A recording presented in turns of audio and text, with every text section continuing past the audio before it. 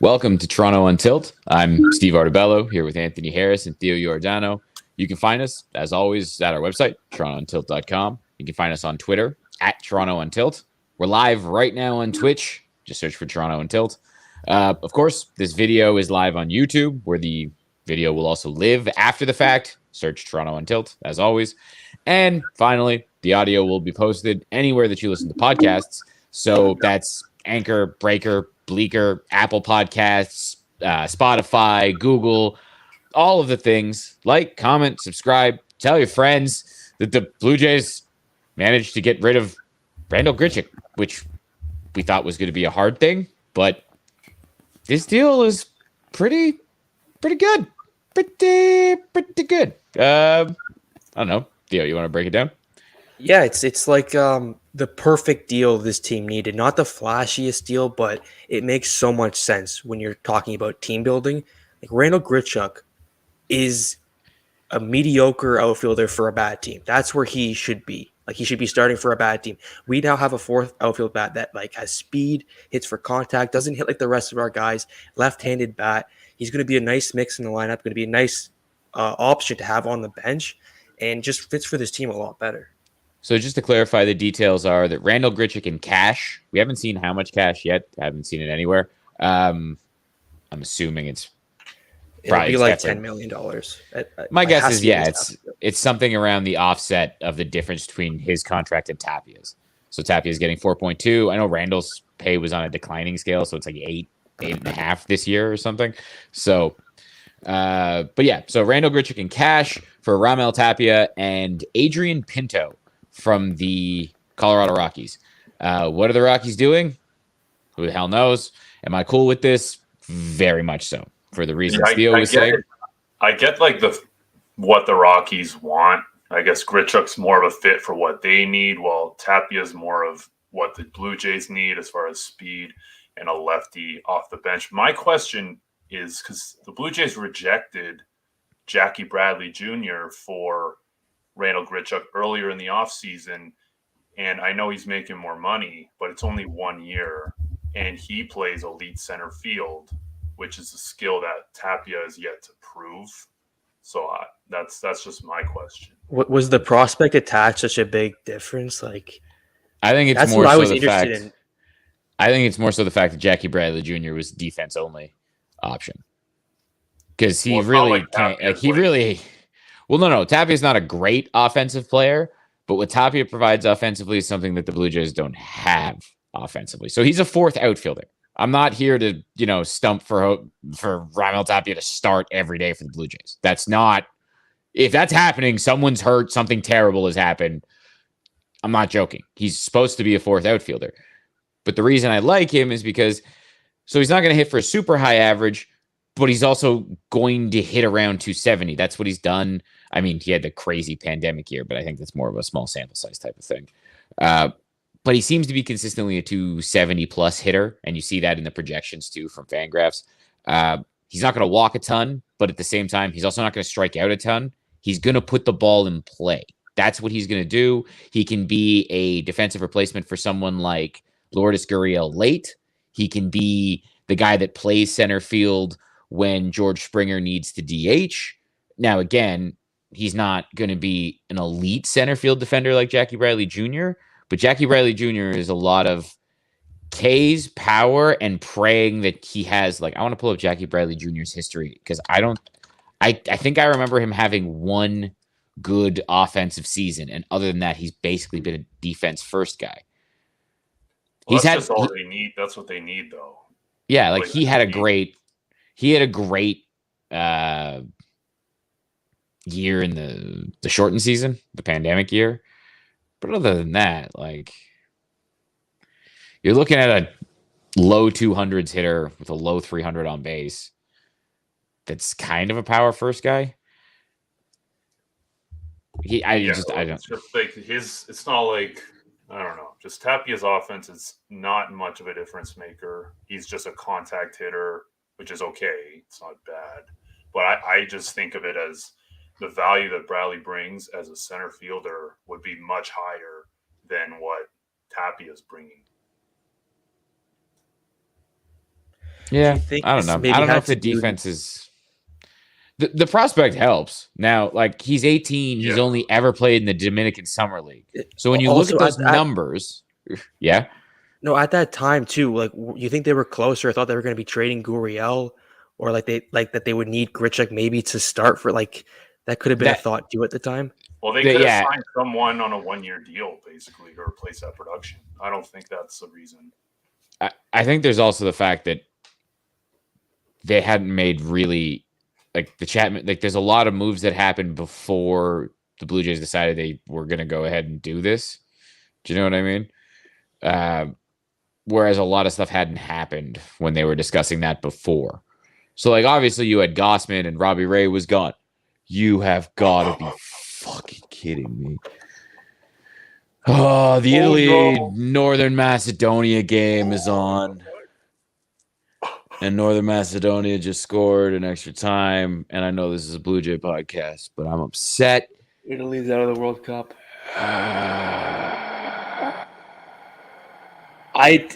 He's up. Oh, I wish that would have hit him.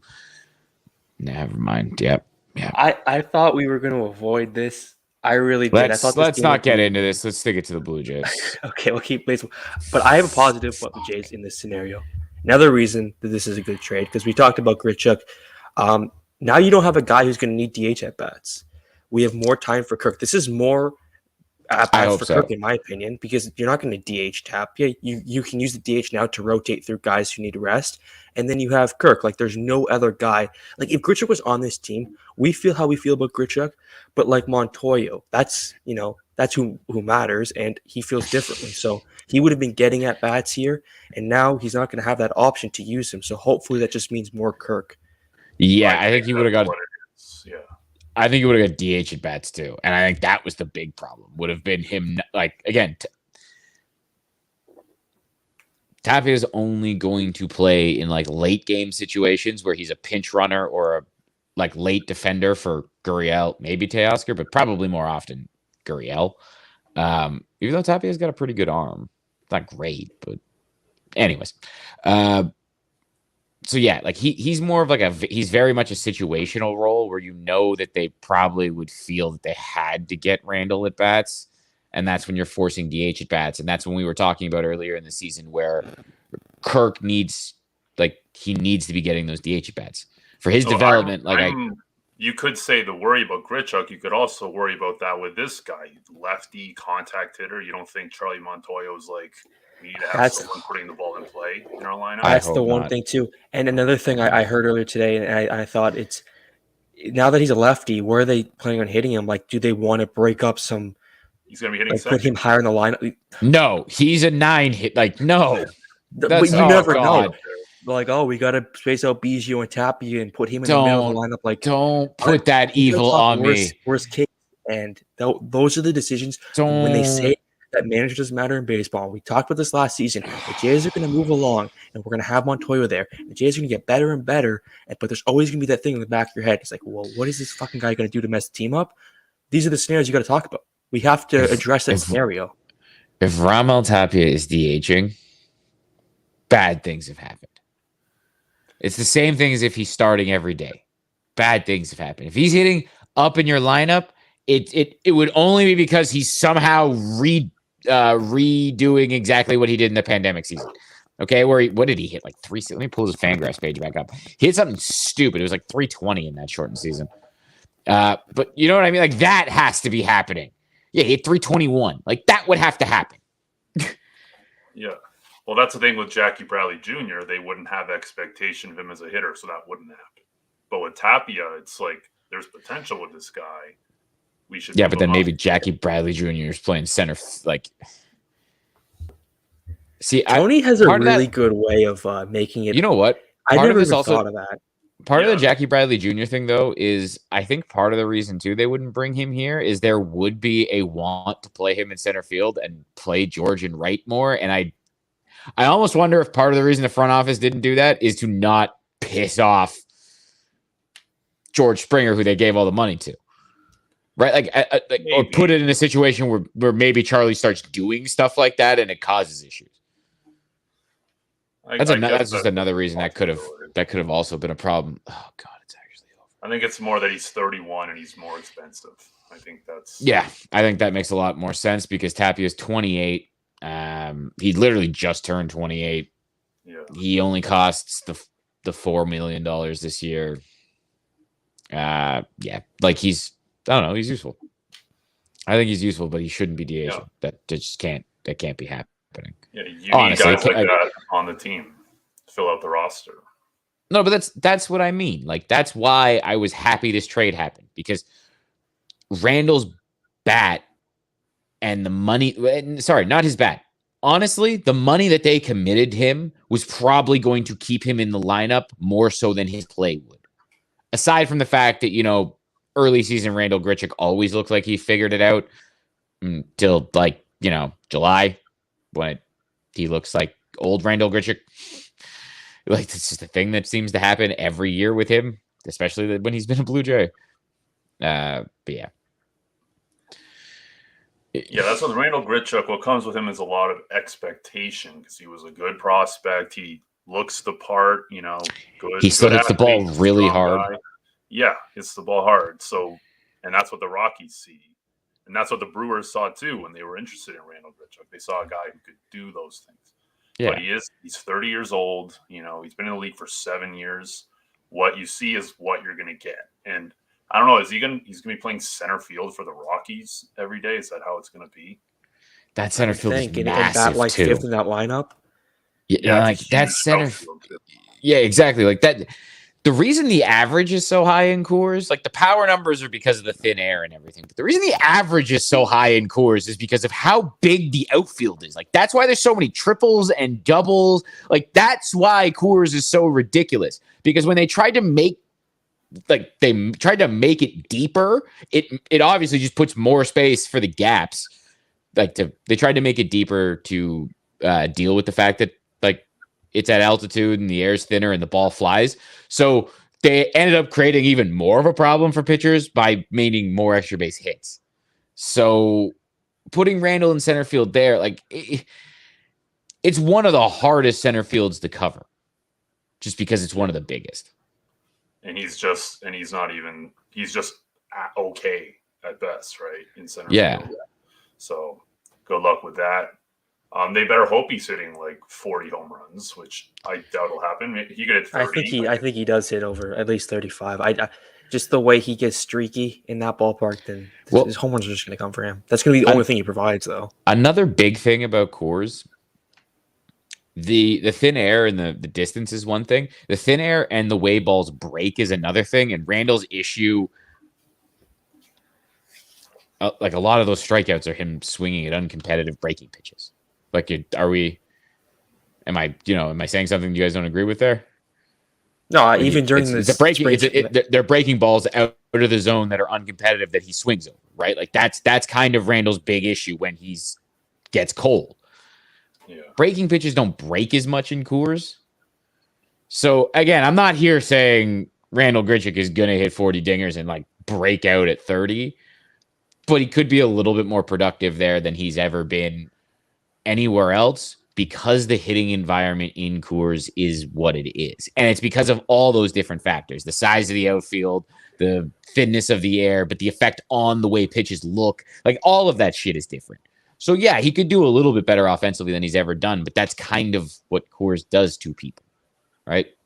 Yeah, and then the flip side, when they leave Coors, he's going to be even worse than before because the switch. He might not, yeah. Yeah, the switch from Coors to other parks is ginormous. Even Hall of Famers have hard times with it. So, good luck. The Rockies are going to give him a stupid contract, aren't they? He's going to have a decent-ish year, and they're just going to pay him way too much money. Kind of like what we did, but at a way He's not a free agent until next year, but we'll see. But we paid him when he wasn't a free agent. We paid him way too early. Well, he was that was one of those contracts that made less than no sense because it was why are you doing this? What's the reason for doing this? And then they gave him an extension. I don't know. When they had more team control, it made no sense. It made no sense. They really thought he was going to become a star, and they thought they were like a Jose Bautista. Yeah, and they were locking him in early before it happened. That's really the only thing you can point to and be like, that's what they clearly thought there. So it hasn't worked out for Grichuk. Now he's no longer a Blue Jay. And again, they're not getting what should be a starting outfielder. They're getting a bench piece. They're getting a fourth outfielder. And again, a guy who late in games can steal you a base. Who late in games, if you want to take out like Danny Jansen or one of the million right-handed bats you have at the bottom of the lineup, let's not fuck around and take Alejandro Kirk out again, since we're talking about that, and that's the thing that's happened. But that's, you know what I mean? Like Danny Jansen is a great example. If Danny Jansen doesn't, break out and continue what he was doing at the end of last season for like when he came back from injury, well, that's a situation you can do. Or even Danny Jansen, like it's just a guy at the bottom of the order. That's what we're talking about. Someone in that situation he could replace. That's kind of what his role is going to be. And then on top of that, again, you got this 5'6" infield, 18-year-old infielder who we haven't seen him. Apparently, he's grown too. By the way, apparently he's taller than 5'6". That doesn't surprise me because they're gonna He's 18 years old. Like, dude, guys go from like 150 pounds one season to they show back up and they're 185. But the thing is that's also what happens when kids are. You sign them at 16. They grow. I don't know. They hit puberty. That's just shit like that happens. So who knows what this dude is? But you got something. I talked about this. I don't know if I mentioned. I don't think I mentioned it on the podcast yet. I joked around. I can't believe they got a prospect with Tapia because I had always figured that to get rid of Grichuk, it was going to be money and a prospect to take him. So it's kind of funny that they actually got the perception on Grichuk is so different outside of the Toronto Blue Jays organization. I've seen like visiting fans just on Twitter just be like, man, I'm glad we don't have to play Grichuk anymore. He gets randomly hot against us. Every team kind of has that like memory of like, wow, that guy was really hot for a series. Well, we what he is. The team that traded for him is the stupidest organization in baseball. But we aren't seeing a smart team. I guess the Brewers were interested, and they're pretty smart. But the Rockies. But also, look what the Brewers were trying to do. They were trying to be like, "We'll take your bad contract for our bad contract." Exactly. It's not like the Rockies who were like, "Give us Randal Grichuk." The casual fan sees Randal Grichuk and is like, "Wow, he has 25 home runs." Yeah, like if you see him for a couple series a year, and for one of them he's scorching hot, you're gonna think like, "Wow, this guy's really good." If you see him before July. If you're one of those like random teams the Blue Jays play and then never play again, and you're like, holy shit, Randal Grichuk hit like 3 home runs in that. Or if you're an Orioles fan, then you just think he's the best player ever because he's literally always tortures that team. Yeah, everyone tortures the Orioles though. Like their pitching staff is bad. Yeah, I mean they got some prospects though. Give credit to. I'll say one nice thing about Randal because we've been very negative. He kept our offense alive last April because we had nothing going for like the first month of the season, and he was very good. So credit to Randal on that one because there wasn't too many other good things he did. Yeah. Sure. Yeah. I don't have to. The other good thing, we don't have to talk ourselves into Grichuk this year. We don't have to have that conversation in the early every year where we're just like, is this the year? Okay, let's see if he does it all season because he's done this before. Been fooled before. And it's always Buck talking like he changes their approach. He has like a different mindset up there. That was he bought the best was the first year where he bought the pitch recognition machine, and it was just like you don't most big leaguers just have that. Yeah. And nothing. You know what I mean? And if they don't have it, they go to a facility that that's just kind of part of their trick. You didn't do that before, and you're super happy that you're telling people that you do it now. Like, what are we getting at? Anyways, but let's not much just trash on Randal Grichuk. Anything else you boys want to talk about? Because again, this was kind of. I think we're good. It's just a quick little trade update. I was waiting for something else because as soon as I made the graphic, I'm like, there's gonna be another trade or something happening. But it seems like I think this could be the team we have going in. Maybe some minor moves here, but this feels like it. Well, this also means it's no Brett Gardner. That's what this. Which that's a good just makes it so much better. Brett Gardner's already a Yankee again. They're about to sign him. Has to happen now. It'd actually be better if he wasn't a Yankee and now he's not a Blue Jay. It would be great. Yeah, they're going to sign him after an injury happens and Aaron Hicks gets hurt again. Yeah, staying there like someone gets hurt. He'll hit like 6 in their order. A retirement for Brett Gardner, but I think he'll be back. Yeah, I can't really see him going anywhere else. No, it's part of the reason I couldn't see him as a Blue Jay. Yeah, it would have been kind of weird in our uniform. Yeah, but like Theo was saying, this really does look like it. This kind of looks like the team they're going to take in. We kind of started saying that if Jose Ramirez was going to happen, that was going to be a trade deadline, maybe an offseason move. Like as it gets to the point where Cleveland has to trade him because he's not coming back type of thing, like that's probably when he's getting moved, especially since the Guardians and the like, I don't know if anyone's watched Twitter, but everyone's getting shamed pretty hard. Jock Peterson came out here and was like, basically sell your team if you're one of these owners so that you can actually give your fan base some fun. And then the A's got shamed into, I think, signing Stephen Vogt since they signed 0 people in free agency. Like that tweet came out and then they immediately signed Stephen Vogt. So they spent a little bit of money in free agency. They spent like what, $5? Well, the best was someone literally put it up there and we're just like, if I buy MLB The Show, I've invested more in my offseason than the Oakland A's. Yeah, the game's very expensive. Yeah, man. So this kind of looks like the team. If they make any other moves, they're going to be bottom of the roster type of moves. That's what I think at this point, anyways. You guys agree? Yep. Seems like that way. Cool. So let's wrap her up. This has been this is another like 2-episode week. I guess this is what happens when the offseason gets condensed into spring training and the moves have to keep happening. But yeah, that's been it for this episode of the Toronto Until podcast. As always, I'm Steve Artabello with Theo Giordano and Anthony Harris. You can find us at our website, torontountilt.com. You can find us at our Twitter, at Toronto Untilt. Of course, we stream live on Twitch. Just search for Toronto Untilt. You can find us on YouTube, where this video will live. Obviously, Toronto Untilt. There's a theme here. And of course, when you go for the audio, anywhere that you listen to podcasts, you just search Toronto Untilt. That's on Apple Podcasts. That's on Spotify. That's on Google Podcasts, Anchor, Breaker, Breaker, all of the things. Like, comment, subscribe, tell your friends. Blue Jays made a good trade.